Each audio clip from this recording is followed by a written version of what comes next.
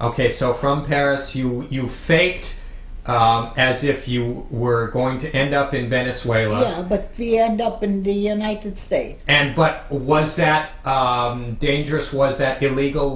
Could any authorities come after you because No, ultimately because you we were had a supposed to be- transit. We could stay here, I think, like 3 months, and then you could make it for 3 more months. But Nathan was had a rabbinical. He was a rabbi. He could have become a rabbi. Smichas of Rabuna, you know Okay, what so it is? he had rabbinical credentials. Yeah, so he knew a lot of rabbis in New York. So they said, if you won, we can't give you the visa here, but we know somebody in Canada that, I don't know how the things work, but we know somebody in Canada. If you can go to Canada, there'll be a visa for you to come to the United States. It's ready there. So he went to the border of Canada and he says to a guy, how you go there? He says, well, you go by the boat or something. So on the border, they say, where you were born? And Nathan says, New York. And they say, with an accent like this, you wasn't born in New York, get back. So they pushed him back. Now, he was on a train at the time? He was on a boat. Really? Yeah, and they put him back to Toronto.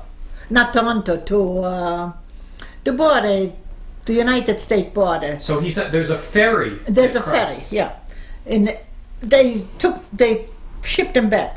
Everybody there was going, but they shipped him back. So when he came down, he says to the one guy, he says, is there another place where you can go to Canada? He says, yeah, there's a plane. So he didn't have much money. He went in and he bought a brand new shirt, a big New York Times with a big cigar. And he went in and opened up he never knew how to read, opened the thing and he had a cigar in his mouth.